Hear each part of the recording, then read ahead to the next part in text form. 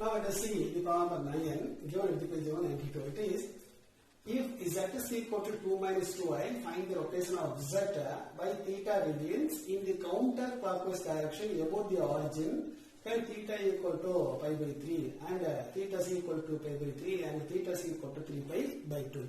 Now we want to find the solution for this problem. Means this result already given for you. That is the rotation of z by theta radians in the anti-clockwise direction, that is a counterclockwise direction, then it is equivalent to z into e power I theta. Z is the given complex number, and if you rotate this z in the counterclockwise by theta radians about the origin, then it will be multiplied by e power I theta. This is the angle of rotation, we can say. Now that is e power I theta is nothing but cos theta plus I sin theta. It is better to write in the polar form. Therefore, here you want to multiply this with this e power pi by 3 means pi by 3 means here you have to convert this z into polar form. Therefore, consider or let z is equal to 2 minus 2i, which is equal to r into cos theta plus I sin theta. Now you have to convert this first into which form? Polar form. Now you can write r is equal to modulus z. R equal to modulus z. Modulus z means you can write root of real part square plus imaginary part square. 2 square plus 2 square. 4 plus 4, 8. You can get root 8, which is equal to 2 root 2, you can say. R equal to 2 root 2. Then after that, we need to find the alpha value. Alpha is equal to tan inverse of the formula is imaginary part by real part. Imaginary part is minus 2 by real part is 2, which is equal to tan inverse of 1, which is equal to pi by 4. Alpha is equal to pi by 4. Then after that we need to find theta value. Now theta means 2 comma minus 2 lies in the which quadrant? Fourth quadrant. 2 comma minus 2. 2 comma minus 2 in which quadrant? Fourth quadrant. Therefore theta is equal to minus alpha. That is theta is equal to minus pi by 4, we can write. Theta is equal to minus pi by 4. After finding these values, we can rewrite this z. Therefore z is equal to 2 minus 2i, which is equal to r into, r is nothing but 2 root 2 into cos, can write directly like this, cos of minus pi by 4 plus sin of minus pi by 4. That's enough. You can write like this. Okay. Now, if you want to write this is in the exponential form, that you can write 2 into root 2 into e power minus I pi by 4. E power I into minus pi by 4, e power minus I by 4, you can say this is which value? Z value. Z is equal to this one. Your form. After that, you can easily do these three subdivisions. Listen. The first subdivision. When theta is equal to pi by 3. When theta is equal to pi by 3. Now you have to write z into e power I theta. Z into e power I theta. Z is nothing but 2 root 2. 2 root 2 into e power I into minus pi by 4. E power I into minus pi by 4. Then into e power I theta. E power I into theta equal to pi by 3. See, pi by 3.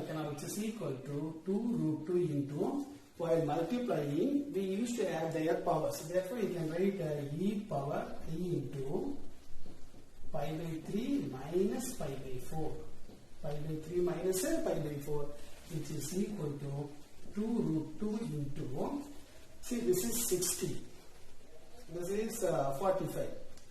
pi by 3 minus pi by, or else you can take LCM. LCM means 3 4s are 12, e power 12 is the LCM. Then 4 pi minus 3 pi, 1 pi. Therefore, we can write what I into pi by 12. This is the value of z into e power I theta when theta is equal to pi by 3. Now let us see the second solution. When theta is equal to 2 pi by 3, we need to find the value of z into e power I theta. Now z is already found here. This is z value. You can write 2 root 2 into e power I into minus pi by 4. Then into e power I theta. Theta equal to 2 pi by 3. Therefore, e power I into 2 pi by 3 we can write. Which is equal to 2 into root 2 into e power I into, while multiply you can add their powers. You can write 2 pi by 3 minus pi by 4. Now, which is equal to 2 into root 2 into e power I into, here LCM is 12. Then 4 2s are 8 pi minus 3 pi equal to 5 pi. This is the value of this z into e power I theta. Now let us see the third solution. When theta is equal to 3 pi by 2, we need to find the value of z into e power I theta.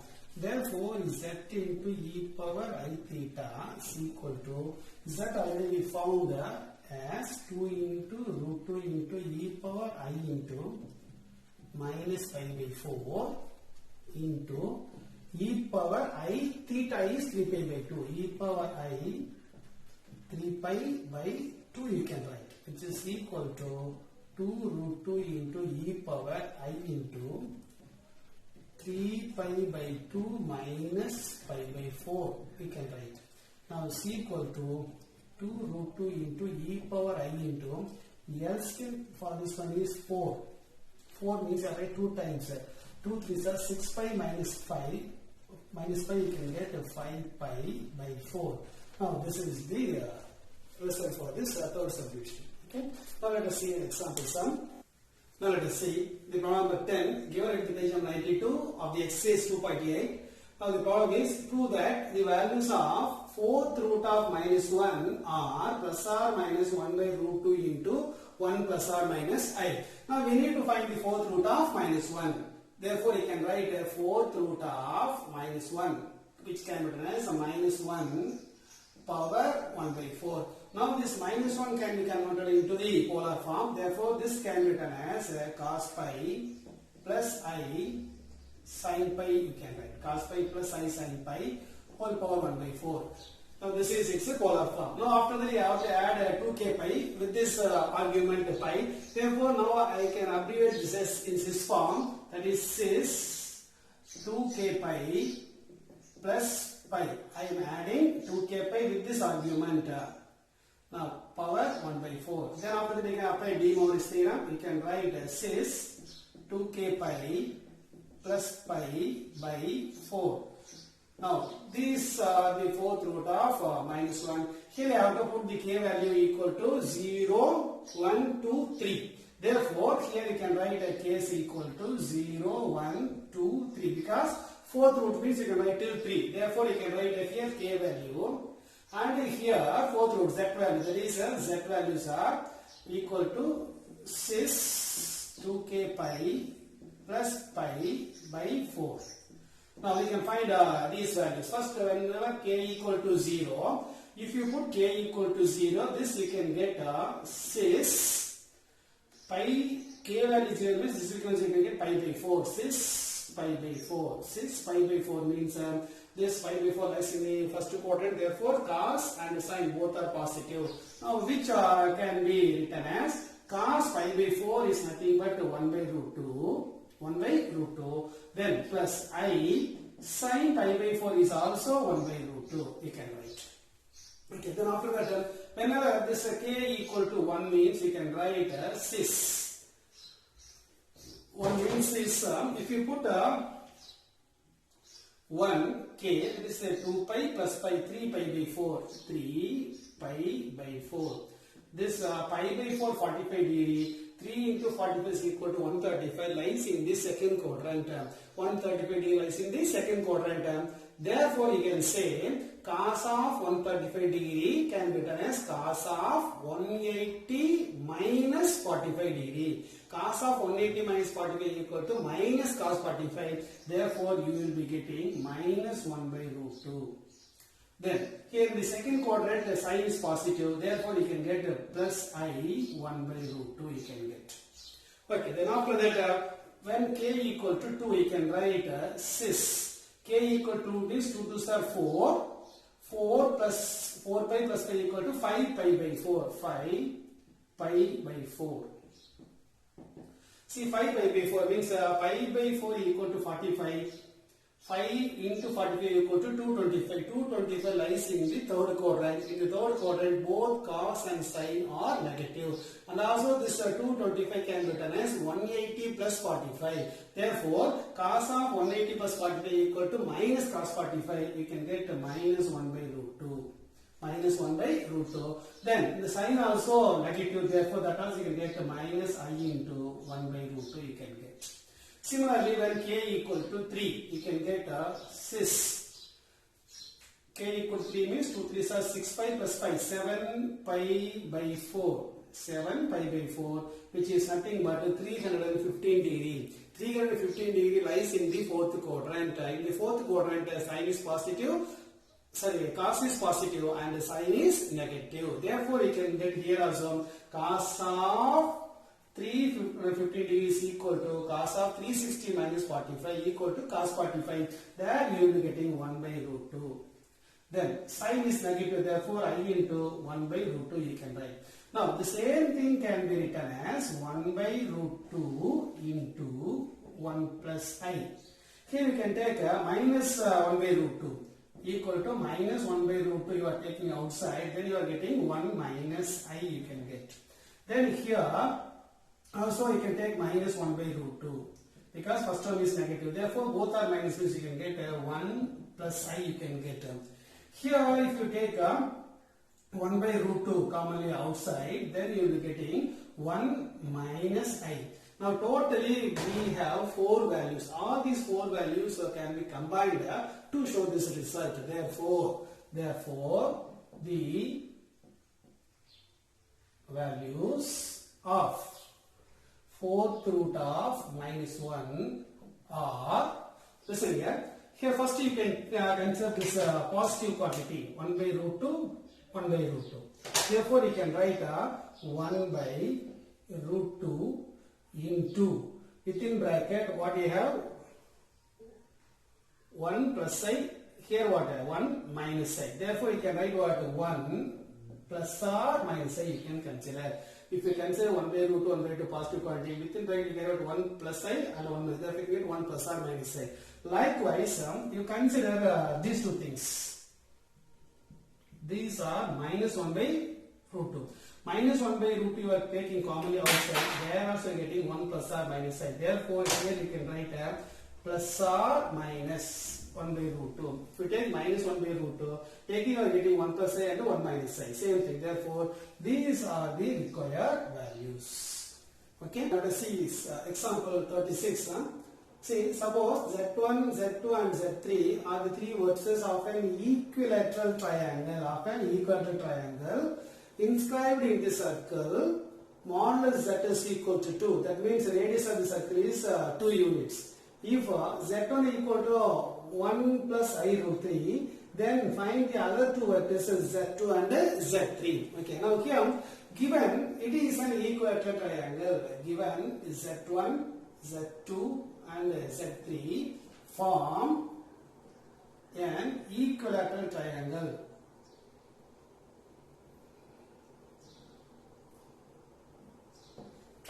Therefore, angle between the consecutive vertices is 2 pi by 3. 2 by 3 radians. Why they are saying like this? Because if it is an equilateral triangle, we don't know where are these three vertices. Okay? If it is an equilateral triangle, definitely this 360 degree will be divided by what? These three angles. Therefore, if you divide by 3, theta 1, theta 2, theta will be equal. That is 360 by 3 equal to 120 degree. If you are writing it as radians, this 360 is 2 pi by 3. Therefore, the angle between this Z1 and Z2 will be 2 pi by 3. Similarly, angle between Z2 and Z3 is also will be what? 2 pi by 3. Therefore, this also. Therefore, this Z2 is nothing but the rotation of Z1 by an angle 2 pi by 3, you can say. Therefore, whenever you want to find Z2, you have to multiply e power I 2 pi by 3 with what? Z1 to get the rotation of what? Z1. Similarly, if you know the Z2 value, how do you find Z3? Z3 is the rotation of Z2 by an angle theta 2, which is equal to 2 pi by 3 and in the anticlockwise direction. Therefore, if you know this angle, you can easily find the other two, that is Z2 and Z3. Therefore, we are saying if it is an equilateral triangle, the angle between the consecutive vertices is 2 pi by 3 radius. Therefore, to get the next vertex from one vertex, it is better to multiply this by what? E power I theta. Therefore, here given is Z1 is equal to, what you can write, 1 plus I root 3. Z1 is equal to 1 plus I root 3. And here theta is nothing but always 2 pi by 3. Therefore, you can write Z2 is equal to, you can say, Z1 into e power I theta. Z1 into e power I theta. Now you can write Z1 is 1 plus I root 3 into e power I theta means e power I 2 pi by 3, you can say. E power I 2 pi by 3, you can say. Now which is equal to 1 plus I root 3 into, this is nothing but cos 2 pi by 3 plus I sin 2 pi by 3, we can say. Now which is equal to 1 plus I root 3 into, this pi by 3 is 60 degree, 2 into 60, 120. Therefore, this lie in the second quadrant. This will lie in the second quadrant, means this Z2 lies in the second quadrant. Okay, therefore, 2 pi by 3 means the pi by 3 60, 2 pi by 3 120 means the lies in second quadrant. Therefore, cos of 120 can be written as cos of 180 minus 60 equal to minus cos 60. Minus cos 60 means minus cos 60 value is 1 by 2. Minus 1 by 2. Then again, sin, this is what 120 degree. Sin 120 degree. Sin 120 is also lies in the second quadrant, but sin is positive. Therefore, sin of 180 minus 60. Sin of 180 minus 60, which is equal to plus sin 60. The sin 60 value is root 3 by 2. Therefore, plus I, you can say root 3 by 2. Now we have to multiply these two numbers. Therefore, here multiply.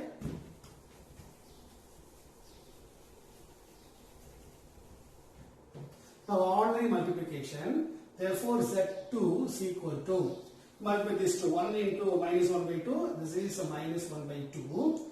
Then plus I root 3 by 2 plus I root 3 by 2. Then you multiply this one. Minus I root 3 by 2 minus I root 3 by 2. Then minus I root 3 into minus I root 3 by 2 means I square minus 1, or you can write plus I square into 3 by 2, you can write. I square into 3 by 2. Now if you simplify this one, this is minus 1 by 2 and these two getting cancelled. I square is minus 1. Therefore you can write minus 3 by 2. Now if you add these two things, minus 4 by 2, you can get minus 2. Z2 is equal to minus 2. That is Z2 is equal to minus 2 plus I0. Minus 2 plus I0. This minus 2 plus I0 lies in this axis here. this is Z2, you can say this is nothing but a minus 2 comma 0, you can say. Okay, now this is second vertex. Now with this you have to find the third vertex Z3 means with this Z2 you have to multiply again this what theta is equal to 2 pi by 3. Therefore you can take here. Therefore Z3 is equal to Z2 into e power I theta. Z2 into e power I theta. This Z2 is nothing but minus 2 into e power I theta means e power I 2 pi by 3 because theta equal to 2 pi by 3. Now it is equal to minus 2 into e power I 2 by 3 already we have found, that is nothing but minus 1 by 2 plus I root 3 by 2. This we applied while finding what Z2 value here. Okay. Now here just you multiply inside, you can get minus into minus plus, you can get 1. Then you can get a minus. This one is getting I root 3. Now, which is equal to Z3 is equal to this one, and this can be written as 1 comma minus root 3. 1 comma minus root 3 lies in the first quadrant. 1 comma minus root 3 lies in the fourth quadrant side. That is Z3. This is 1 comma minus root 3. Now, if you join these things, you can get an equilateral triangle. See here.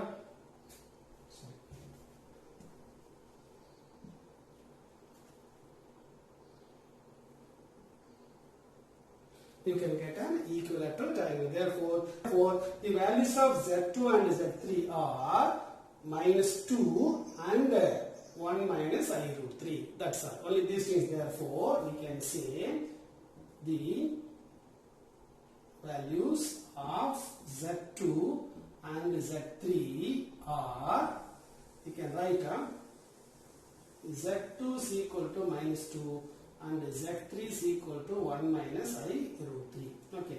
With this, this exercise is over. With this problem, we can complete this chapter. Now we have completed the first chapter and also second chapter. In the second chapter, what we have seen means nothing but the complex numbers, a new number system we have seen. And here, what and all we have seen, what is a complex number. And in this complex, what is the real part and what is the imaginary part. And we have seen its conjugate, modulus and their properties. After that, we have seen their geometrical interpretations. Then we have seen how to represent this in another forms, that is a polar form and exponential form and ordered pair form. All these things we have seen. After that, we have used this De Moivre's theorem to prove certain results regarding what complex numbers, and finally we have seen nth roots of a complex number and nth roots of unity. All these things we have seen. These are very important concepts. Therefore, just you revise all those things. If you have any doubt, you can clarify with me at any time. Thank you, children.